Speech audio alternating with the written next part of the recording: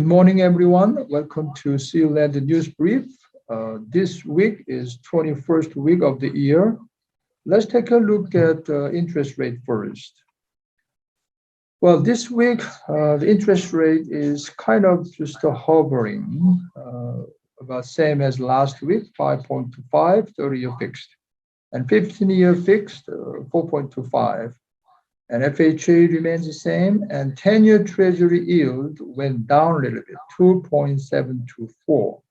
So I think this week it could go down a little bit, the 30-year fixed mortgage rate.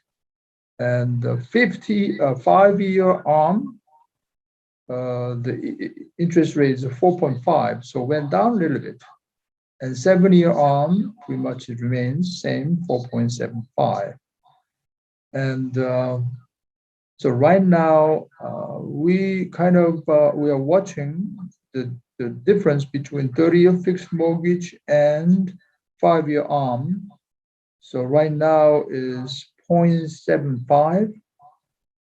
That's the difference. Okay. And hopefully the 10-year Treasury yield are going down more. So 30-year fixed mortgage also going down. Okay, so let's take a look at the local news. Mayor Chung of Palisade Park failed to remove David Lorenzo.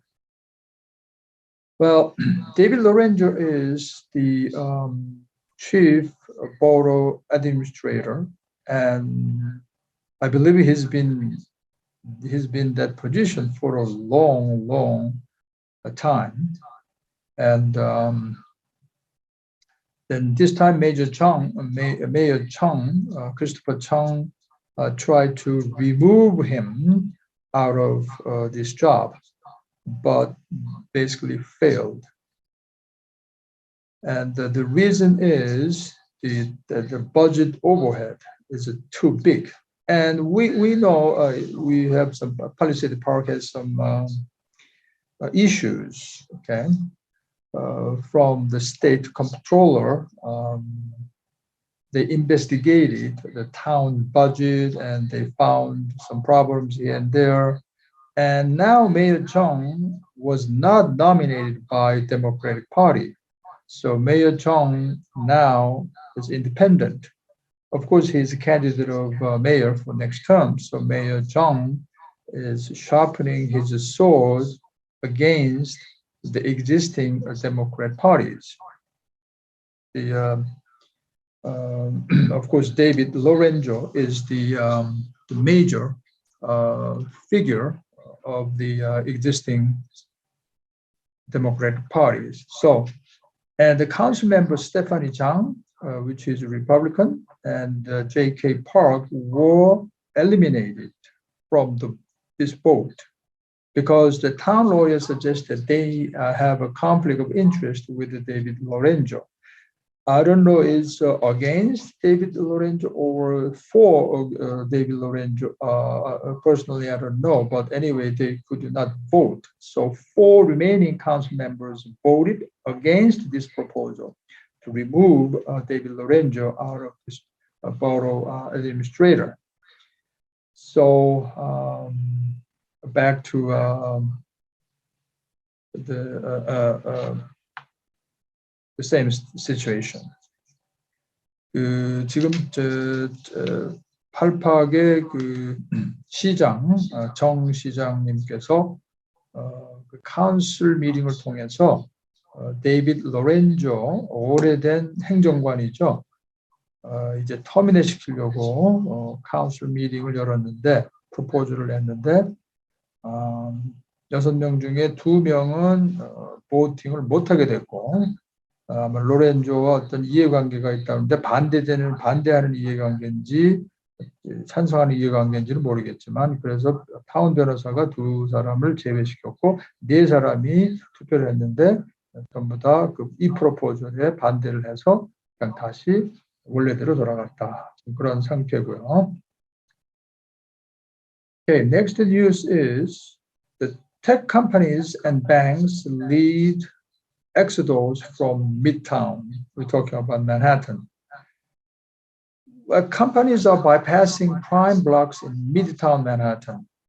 So it's not so good news for Midtown neighborhood, for neighborhoods, for the West or downtown. So companies, big high-tech companies, they are leaving Midtown and move to West or a little bit south or downtown.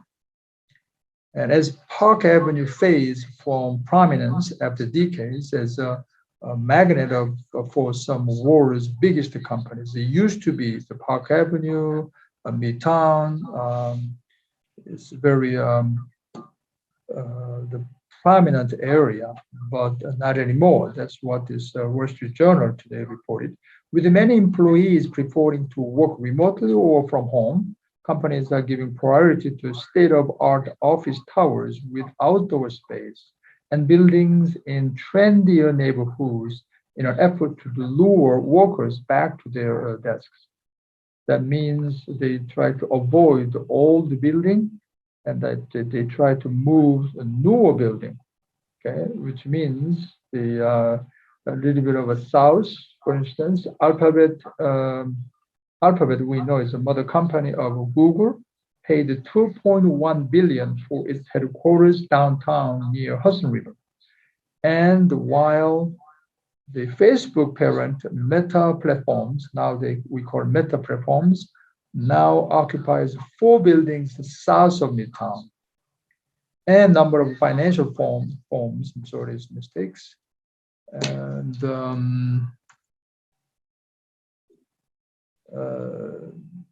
the long pillars of Midtown corridors are abandoning the area, then they move to more modern business district. And the New York right now, office occupancy is still below 40% of pre-pandemic levels. According to Castle Systems, this company is a card swap security company. So they know in and out, the number of employees in and out. And with many Midtown offices still empty, small businesses that rely on office workers are gravitating toward other neighborhoods. Means like deli shops, for instance, right? Etc. They are in trouble in a sense. Personally, I know one shop in Midtown. They opened up about a year ago before the pandemic break, and they are in trouble right now. So likewise, all small business, they have to follow these big guys. Okay. 지금 맨하탄 미드타운에서 봐서는 그 좋은 뉴스는 아닌데요. 지금 미드타운 쪽에 이제 파크 애버뉴 뭐 이런 근처에 보면 굉장히 아주 그 프라미넌트한 비즈니스 회사들이 쟁쟁하게 들어가 있었는데 미드타운을 좀 벗어나는 경향이 있다. 그래서 웨스트로 가든지 아니면 사우스로 가든지 그런 경향이 지금 일어나고 있다. 아직도 이제 리모트에서 일하고 집에서 일하고 하는 그런 컴퍼니들이 많아서 컴퍼니들이 이 인플로이들을 더 이렇게 유치하려면은 더 좋은 데로 가야 되고 아주 그 트렌디어한 빌딩, 뭐 옥상에 또 이제 그런 그 즐기는 공간도 있어야 되고 뭐 이런 식으로 그래서 그러한 지금 좀 무브가 지금 일어나고 있다. 그래서 올드돼 있고 아주 이렇게 좀 발전이 안 되는 조용한 빌딩 같은 데를 좀 피하는 그런 지금 경향이 일고 있다. 그래서 알파벳 같은 컴퍼니, 구글 머더 컴퍼니 이런 경우가 지금 다운타운 쪽에 2.1 빌리언을 들여서 샀고 페이스북도 미드타운에서 벗어난 약간 사우스 쪽에 4개 빌딩을 지금 오큐파하고 있다. 그리고 다른 이제 그 파이낸셜 그 컴퍼니들도 소위 미드타운 그 이제 줄이 쭉 이렇게 돼 있는 것 같은 그런 상황이었었는데 전부 다 거기를 좀 벗어나는 그런 경향이 있다. 뉴욕 전체가 아직도 오피스 오큐펀시가 한 40% 프리 팬데믹 레벨에 40%밖에 안 된다. 그리고 이제 문제는 이 오피스들 때문에 비즈니스를 이제 하고 있었던 작은 스몰 비즈니스, 뭐 델리샵이라든지 그런 비즈니스들이 이제 여기를 떠나서 그 큰 컴퍼니들이 움직이는 쪽으로 또 움직일 수밖에 없는 그런 상황이다. 그런 뉴스가 지금 들어와 있고요. Okay, next news is unimaginable jump in rents adds to pressure on Mayor Eric Adams. Well, shortly after becoming mayor of New York City, Eric Adams said he would roll out a comprehensive housing plan within a couple of weeks to tackle the rising housing costs and homelessness that have made the city an emblem of a growing national crisis. Well, New York is tough, and right now the homeless is increased, and rising the house cost is unbelievable. But he said after he becomes mayor, he will announce comprehensive housing plan within a few weeks. But for 4 months later, Mr. Adams has yet to make good on promises he made during his campaign. 지금 4개월이 지났는데요, and hasn't dialed back at least one, prompting criticism over how strong a priority he has placed on a top issue for many New Yorkers. So people are kind of doubting right now whether he's going to do or not. And some statistics, it's kind of serious. The 1/3, the fraction of households that spend more than 50% of their income on rent.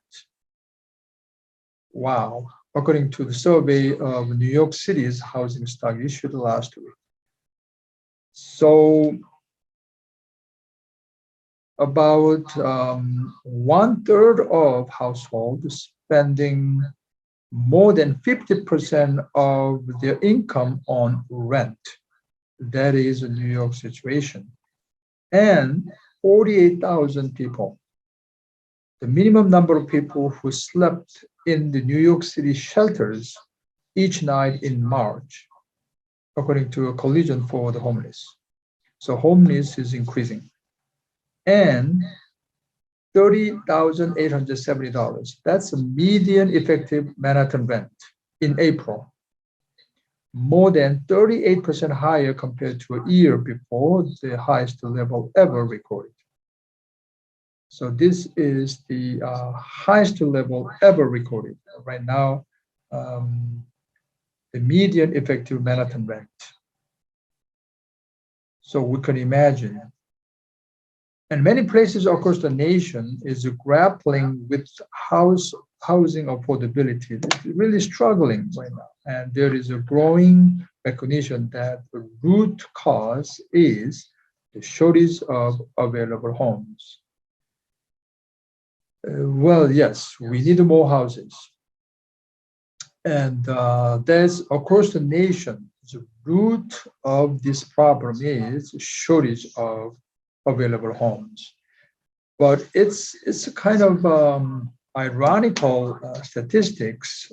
As I said before, in the United States, the residential area we are taking right now compared to entire US territory is only 5 to 6%.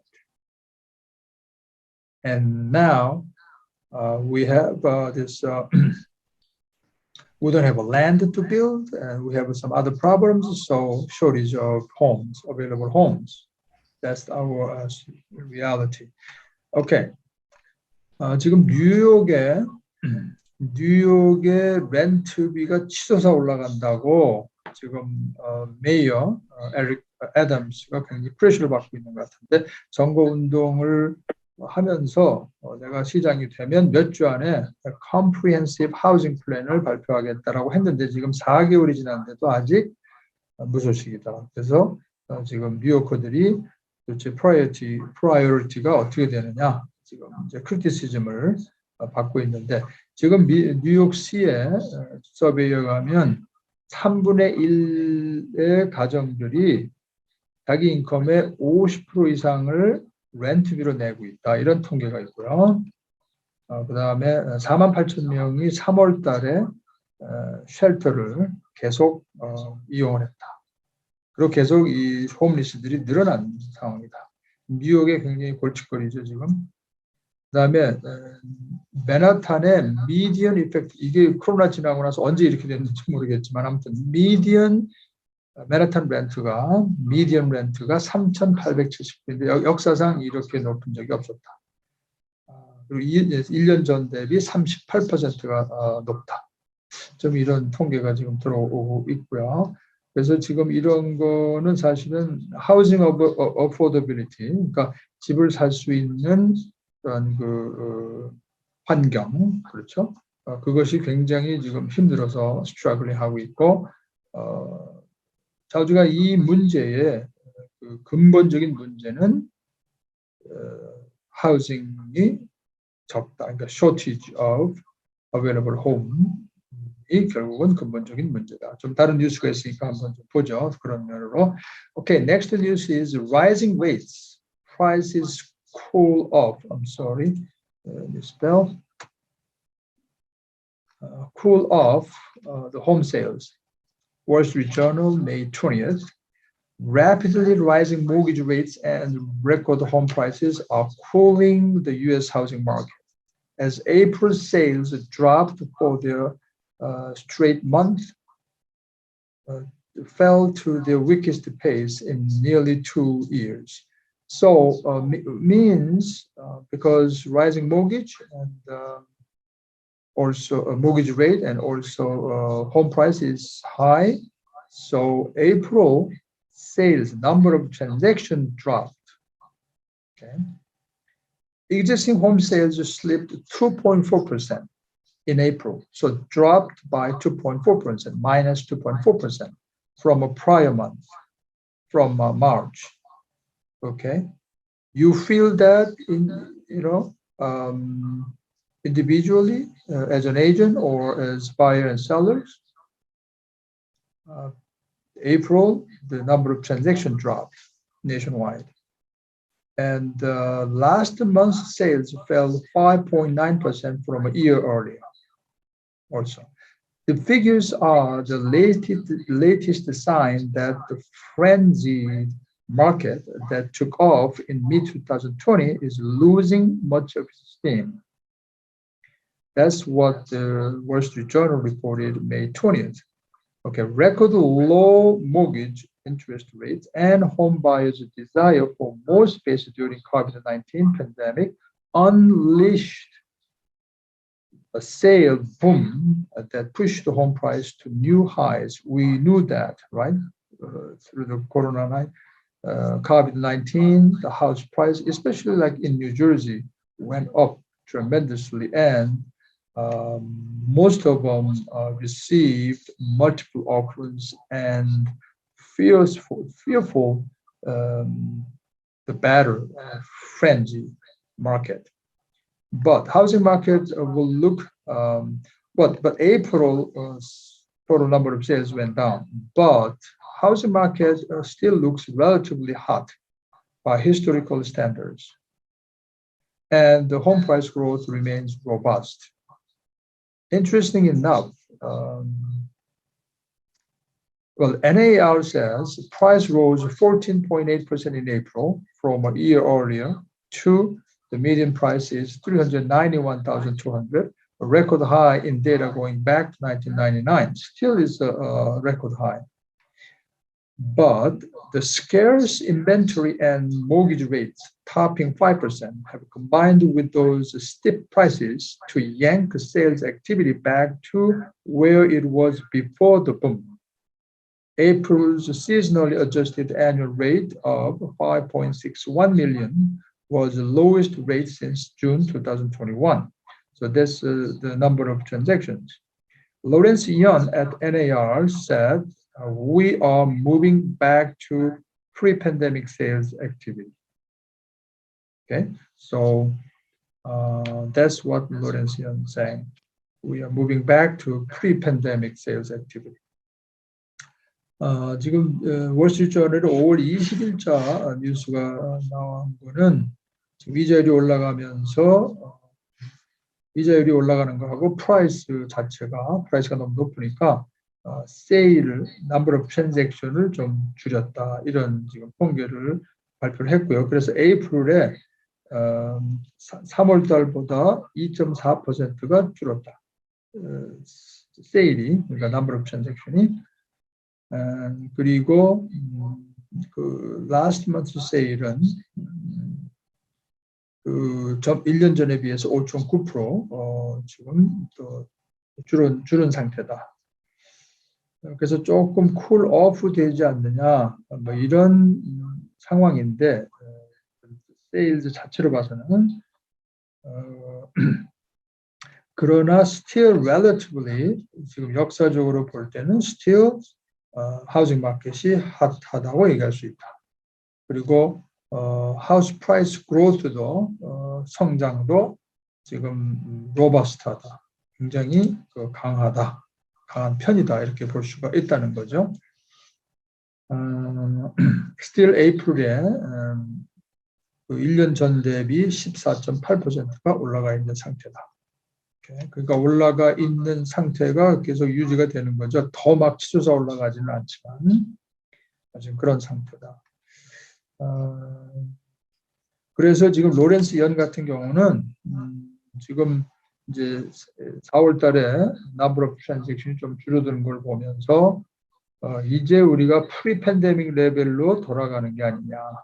그렇게 지금 얘기를 한 적이 있다. 그렇게 발표가 지금 되고 있습니다. Okay, if we take a look at this chart, this is the median U.S. existing home price monthly. So this is a median price. Okay, median price. Right now is April 391,200 right here. So this is compared to year 2001, I believe if we look at this, about maybe here. Okay, it's from here about a year ago, and right now it's about 14.8% increase. Okay, and the price was April 2021 is at 340,000 and going up, and then went down a little bit through the middle of a pandemic and trying to recover, and then from year 2022 went up and up, and we hit 391,200 as a median price. Okay, that's the price curve, and number of transactions. If we take a look at this. Existing home sales, okay, so it's kind of close to 6 million existing home sales, and over 6 million, and went over, and this unbelievably is like a January 2022 is way over 6 million, but went down and down. Now in April time we hit 5.61 million, so compared to last month, again 2.4% decreased. So that's where we are at this curve. So Lorenzo is saying we are going back to pre-pandemic level. I think he mentioned in terms of number of transactions.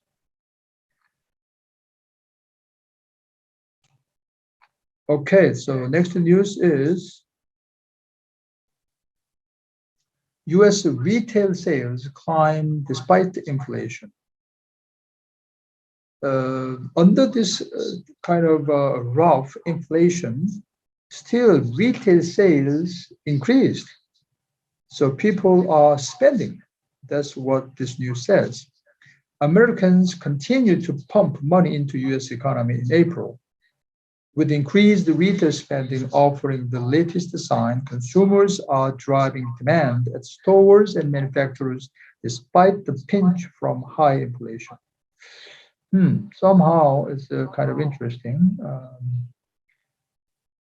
with the high inflation over 8% inflation rate, still people spending in April. So retail sales, a measure of spending at the stores, online, and in restaurants, rose seasonally adjusted 0.9% last month compared with March. So right now we are in the middle of inflation curve. Normally, the people try to save money, but it is not the case. So that means it's good, okay, strong. The market marked the fourth straight month of higher retail spending, 4 months straight high spending. And another sign of economic momentum, the Fed said industrial production, a measure of factory, mining, and utility output, increased seasonally adjusted to 1.1% in April. So somehow a factory is doing good, and the spending is also good, and the production gains is also fourth month of gains. And also U.S. experiencing a historically tight labor market, with April marking the 12th straight month of solid job gains. Okay, so we're doing good, adding to provide positive signs for second quarter performance by the U.S. economy. So it's pretty good, all these indicators. But not all economic readings were positive. Supply disruptions related to COVID-19 pandemic have weighed on some parts economy since the last year, including residential buildings. Residential buildings are not good, and because the gauge of home builder sentiment dropped in May for the fifth straight month to the lowest reading since June 2020, amid rising building materials cost and interest rates. So that part, the residential building sector is not good, but all other sectors, they're doing good. We can say that. In terms, if you look at the spending, okay, this is the spending.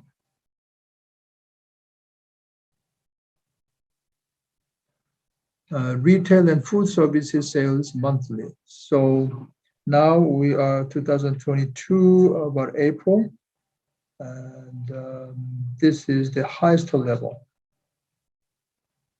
And this 2020, we are a little over 500 billion, but now we are reached to, of course, it went down at the pandemic, beginning of pandemic, then kind of a moving upward, and now we're spending 677.7 billion in April. So we're spending a lot, basically. 다른 거는 지금 인플레이션이 되는 한중간에 있는데 많이 올랐다고들 그러지만 still retail spending은 굉장히 strong하게 올라가고 있다. 그리고 팩토리에서 프로덕션 하는 것도 올라가고 있다. 그래서 지금 4개월 동안 계속 스pen딩이 늘어나고 있고요. 또 팩토리 프로덕션도 지금 4개월 동안 계속 늘어나고 있다. 그리고 잡 마켓도 굉장히 잘 돌아가고 있어서 12달 동안 계속 증가하고 있다. 다른 건 다 좋은데 지금 한 가지 좀 제일 지금 퍼포먼스가 안 좋은 게 레지던셜 빌딩 짓는 것, 이것이 지금 많이 부족하고 있다. 그 빌딩 머티리얼이 굉장히 그 가격이 들쑥날쑥하고 그다음에 이제 제너럴하게 인트레스트 레이트 때문에 지금 그런 현상이 있다. 아무튼 전체적인 스펜은 지금 상당히 많이 돈들을 쓰고 계시다 하는 뉴스가 지금 들어왔고요. Okay, next news is Amazon to sublease warehouse as online shopping slows. This might be some climate change in warehouse market sector, because Amazon start subleasing warehouse spaces. But simply they got too many warehouses during these last 2 years and too many workers. So now they start reducing these spaces. Nobody knows exactly, but Bloomberg News and the Wall Street Journal reported at their best forecast, at least 10 million square feet of space they could sublease, and could end more of its leases in states, including New York and New Jersey and California. So New Jersey is also, there's a lot of Amazon warehouses. Now they may do sublease. So if you're involved with the commercial transactions, and if you are warehouse owners, we might see some changes in the warehouse market. We'll see. Seattle-based Amazon doubled the size of its operation during the pandemic. That's a lot. And well, basically, it found itself with too much warehouse space and too many workers. 아마존이 지금 그 서브 웨어하우스들을 너무 많이 차지하고 있어가지고 지금 서브 리즈를 주게 시작을 한다 하는 얘기고요. 온라인 쇼핑이 슬로우하면서 근데 추측컨대 블룸버그 뉴스 같은 데서 월스트리트저널 추측컨대 한 10 밀리언 스퀘어 피트는 서브 리즈를 줘야 되고 그다음에 더 늘어날 수도 있겠다. 지금 대상 지역이 대충 뉴욕, 뉴저지 그리고 캘리포니아 이렇게 되는데 너무 많이 들렸죠. during 팬데믹 동안에 더블이 됐다고 하니까. Okay, next news is the Fed takes on hot housing sector. Well, right now, the Fed's it's a tough job on the housing market. How they're going to handle housing market? Because in the past, they used wisely housing market to control the inflation kind of stuff. But right now, this time, America's red hot housing market threatens to make the Fed job tougher. Now, Fed has to really put their effort and their brain power to control the housing market. So, because so many buyers competing for so few available properties. Again, you remember the shortage of homes, affordable homes, is the root of all this problem. Home prices in the U.S. rose 18.8%. We know that in metro area, and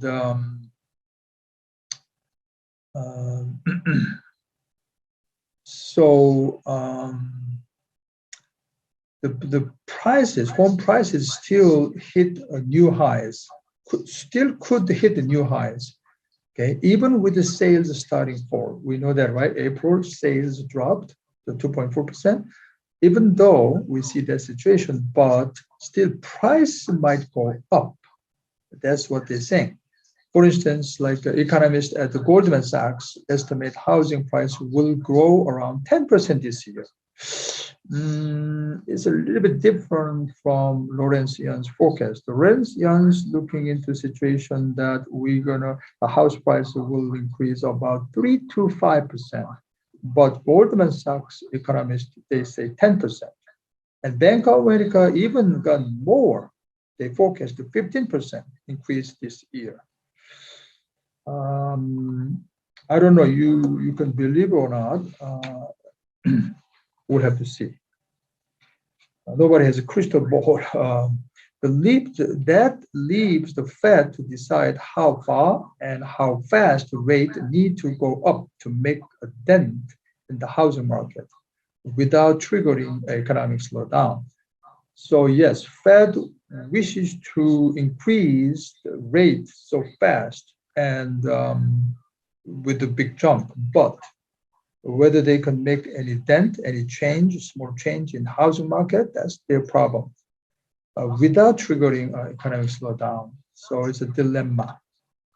지금 Fed가 어려운 상황에 처했다고 월스트리트저널 오늘 보도를 했는데요. 왜냐하면 지금 하우징 마켓을 잘 잡아야 되겠는데 이제 보통 하우징 마켓을 잡고 인트레스를 어느 정도 올리면 하우징 마켓이 컨트롤이 되고 그것으로 인해서 US 이코노미를 잡을 수가 있는데 지금은 어떻게 된 건지 지금 프라이스가 어떻게 된 건지 우리가 알죠. 되게 공급이 딸리고 그 다음에 리파이낸스 한 사람들도 리파이낸스를 너무 낮게 해놨기 때문에 집을 팔 이유가 적다. 그 다음에 지금 빌더들이 문제가 있다. 그래서 집이 딸린다. 그래서 그러나 집들을 사야 되겠다는 바이어 디맨드는 크다. 그 집값이 계속 올라간다. 우리가 몇 달 전에 올 초에 로렌스 연이 포캐스트한 거 올해 집값이 한 3%에서는 5% 정도는 올라갈 것 같다 그랬는데 지금 골드만삭스 같은 경제학자들은 올해 10%가 올라갈 거다 예상을 하고 뱅크 오브 아메리카는 한술 더 떠서 15% 정도 올라갈 거다. 그래서 지금 페드가 지금 더 고민이 생기는 거다. 그래서 얼마나 빨리 얼마나 어떤 폭으로 이자율을 그러니까 기준금리 페더럴 펀드 레이트를 올려야 될지가 더 심각하게 고민이 된다.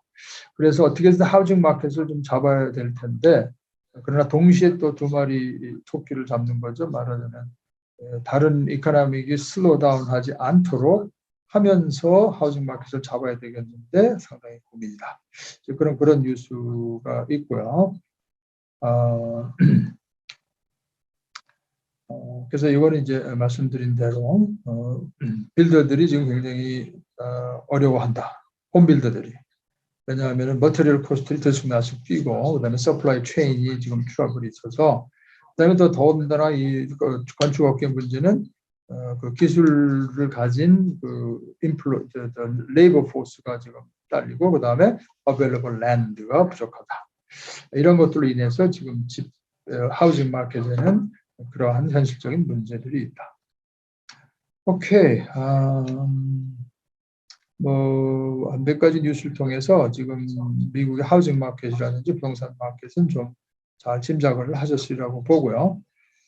Okay, the last is others and tech news. Walmart expanding drone delivery. Will be able to deliver more than 1 million packages by drone a year in as little as 30 minutes at $3.99 delivery fee, up to 10 pounds at a time. So Walmart is going to use more drone delivery, and it's going to be available in Arizona, Arkansas, and Texas, and Florida, Utah, and Virginia, not New York, New Jersey area yet. Okay, that's it for the news brief this week, and